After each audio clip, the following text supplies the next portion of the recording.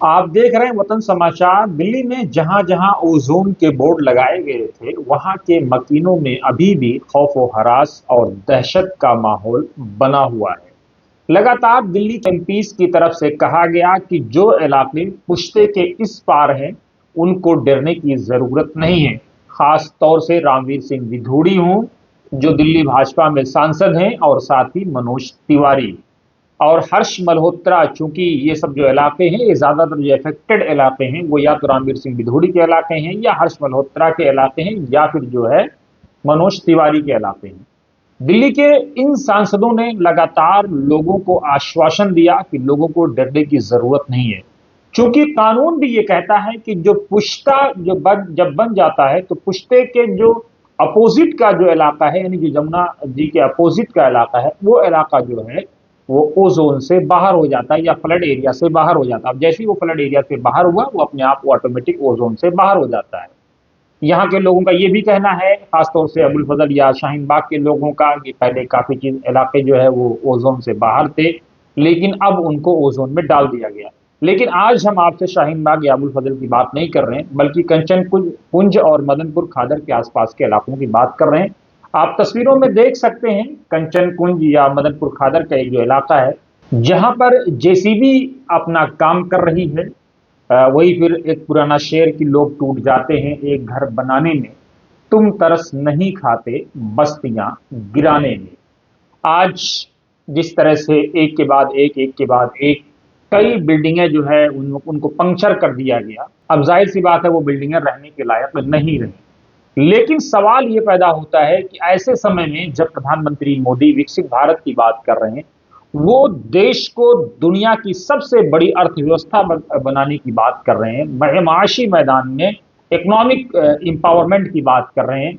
अब ऐसे में जो लोग जो है एक एक तिनका, एक एक ईंट जोड़ करके पूरी जिंदगी की कमाई के बाद एक घर बनाते हैं, एक फ्लोर लेते हैं, एक छोटा सा फ्लैट लेते हैं, 100 गज, 50 गज, 40 गज, 30 गज का, और वो देखते ही देखते बुलडोज हो जाता है। आज भी यही सवाल है, पहले भी यही सवाल होता रहा है, और लोग आगे भी यही सवाल करेंगे अगर इस तरह का एक्शन होगा, कि जब ये इलाके बस रहे होते हैं, बन रहे होते हैं, तो फिर उस वक्त सिस्टम क्या खामोश रहता है? क्यों खामोश रहता है? उस वक्त जो आज बुलडोजर पहुंच रहे हैं, उसी वक्त उनको बनने से पहले रोक दिया जाए, तो अपने आप जो है लोगों का पैसा भी बच जाएगा, लोगों की मेहनत की कमाई भी बच जाएगी, और ये लोग वो पैसा कहीं और लगाएंगे जिससे जो है ये संपन्न हो, और देश की इकोनॉमी को मजबूत करने के लिए, देश की, क्योंकि अर्थव्यवस्था किसी देश की रीढ़ की हड्डी होती है, उसको मजबूत करने के लिए पूरी ताकत लगाएं और देश को दुनिया में इकोनॉमिक सुपर पावर बनाएं।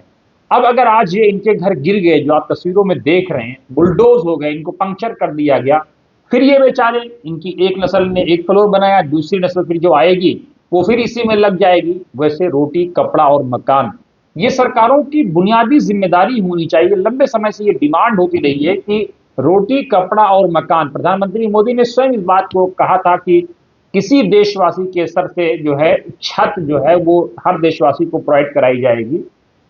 अब प्रधानमंत्री के भाषणों को देख सकते हैं, जिस तरह से बीजेपी ने अलग अलग मौकों पे कहा कि जहां झुग्गी वहीं मकान, या किसी बस्ती को बुलडोज नहीं किया जाएगा। और आम आदमी पार्टी ने लगातार इस बात को कहा था कि जो है ये आपके घरों को गिरा देंगे, लगातार यह निशाने पर भाजपा को ले रही थी चुनाव प्रचार के दौरान। आज आप देखिए कि किस तरह से बिल्डिंगों को पंक्चर किया जा रहा है, बुलडोज किया जा रहा है। लोगों में खौफो हरास का माहौल है, डर का माहौल है, दहशत का माहौल है।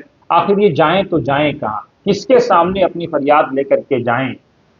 अब सिस्टम उस वक्त क्या करता है, क्यों सो रहा होता है? कई बार अदालतों में भी ये बात आई कि सिस्टम बनने से पहले या बनने की शुरुआत ही में अगर उसको रोक दे, पंक्चर कर दे, तो लोगों का पैसा भी बच जाएगा, लोगों की पूंजी भी बच जाएगी, लोगों की एनर्जी भी बच जाएगी। और ये पैसा, ये पूंजी, ये एनर्जी वो राष्ट्र निर्माण में, राष्ट्र की एकता और अखंडता को सुनिश्चित करने के लिए, अपने आप को मजबूत बना करके देश में अपनी जो एनर्जी है वो लगाएं। लेकिन आज अब फिर यहीं से जीरो से शुरू करेंगे। इस वीडियो पर आपकी क्या राय है? कमेंट बॉक्स में आप क्या सोचते हैं, आप जरूर अपनी राय दें।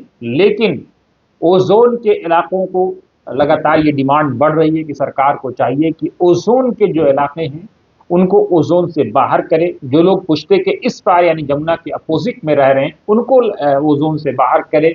इस सिलसिले में कई बार सांसद रामजी सिंह बिदूड़ी ने एलजी से भी मुलाकात की थी, दिल्ली की सीएम से भी मुलाकात की थी, उच्च स्तरीय स्तर पर इसके समाधान की भी बात हुई थी। उन्होंने पार्लियामेंट में भी इस मसले को उठाया था, लेकिन इस समस्या का समाधान कब निकलेगा ये एक बड़ा सवाल है।